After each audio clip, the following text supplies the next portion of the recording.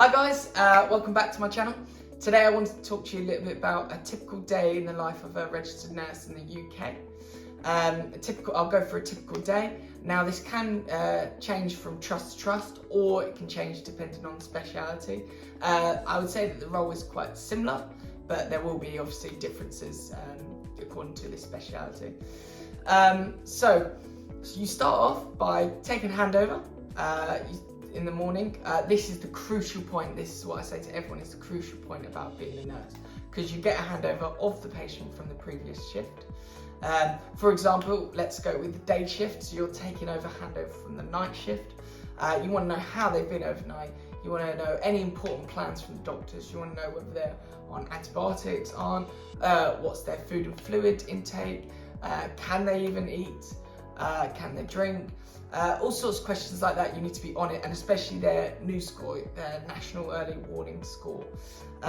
So all little things like that, you need to make sure you're on it, and you need to essentially know the patient inside and out as much as you can, because you'll be looking after the patient for the next 12 and a half hours. So once you get handover, you generally, you then kind of have a safety huddle. So you'll go through any safety issues. This might be a patient that is deteriorating quite badly. This is a patient that maybe you want to take extra care with, and everyone on shift needs to know, just in case anything does happen. You go through any safeguarding issues on the ward. Basically, any issue, any pressure sores, any issues on the ward, it's a good place to go through. So once you've gone through that safety huddle, you then go and take your patients. So the patients that you would take, you would have hopefully already seen them on handover. But you make sure you introduce yourself properly. And then you start your medication round. So you normally do your 8 o'clock medicines. But I would always suggest going, I was about to say go slowly, but take your time. You obviously need to, keep in line with the ward's pace, but because they are medications, you just need to make sure you be extra careful, take your time.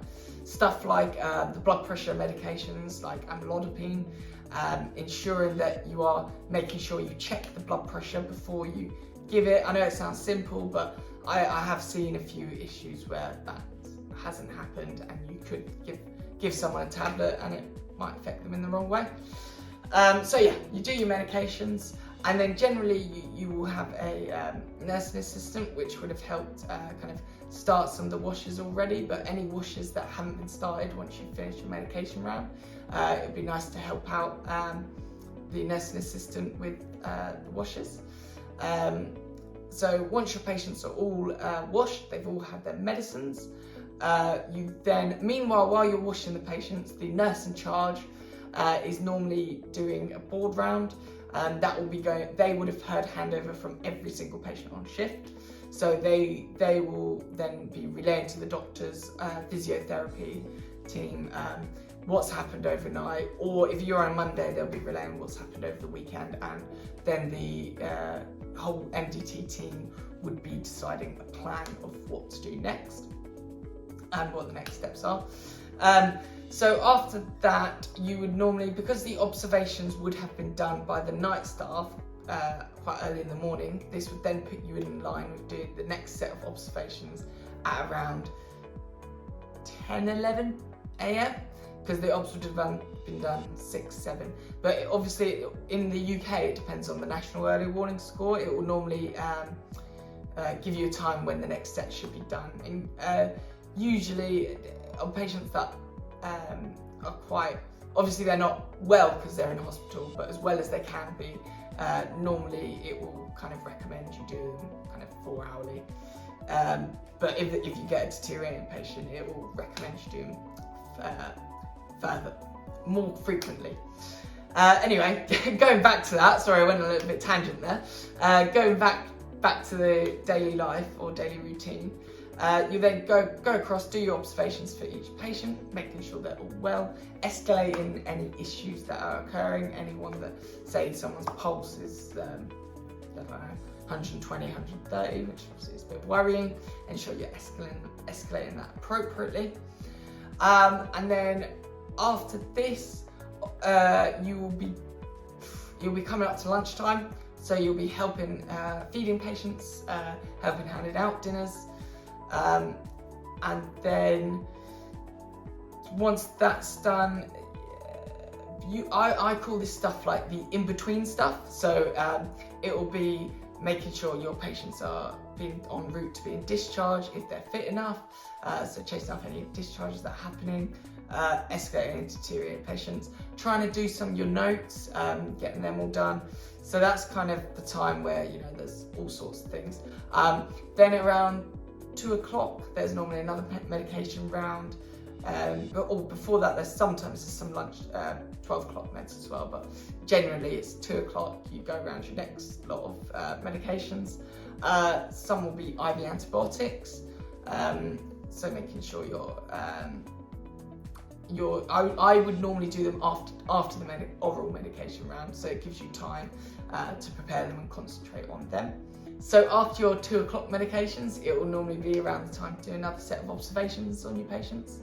So going around, making sure they're all okay, making sure they're all eating and drunken their food and fluid, and making sure they haven't deteriorated, and making sure they're still stable. So after that, again, it's catching up on your notes, catching up on anything that you should have done beforehand. For example, doctor might request for an ECG to be done on patient. A patient might need to go to a CT scan, so you may need to accompany the patient there. All sorts of stuff like that. Then around 5:30, time for dinner time or supper time. So you go around the patients, making sure they're all fed, and making sure they're hydrated as well. They're the prime things, making sure your patients are hydrated in hospital. And then after that, it's medicine time again.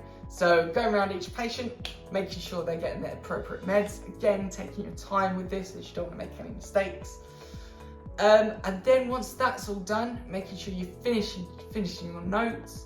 I'm quite messy when I'm doing my medication round, so I'm always like tidying up the drug trolley after I finish, so the next shift doesn't get a horrible messy trolley when they come in. And then once that's done, you go to handover. So different trusts may have different handovers. In my trust at the moment, in my ward at the moment, we are going around each patient in each bay, which I think is a very effective way of handing over. So you are literally eyeballing the patient as you are handing them over. It's good for you as you're handing over, but it's good for the nurse taking over, because then the nurse taking over knows exactly what they're like while they're taking handover. And then once you've given all the facts, given what's happened throughout the shift, then it's time for home time, the best bit of the day. So yeah, that's it. I hope you've enjoyed the video. If you did, give it a like down below and subscribe. Thank you. Bye.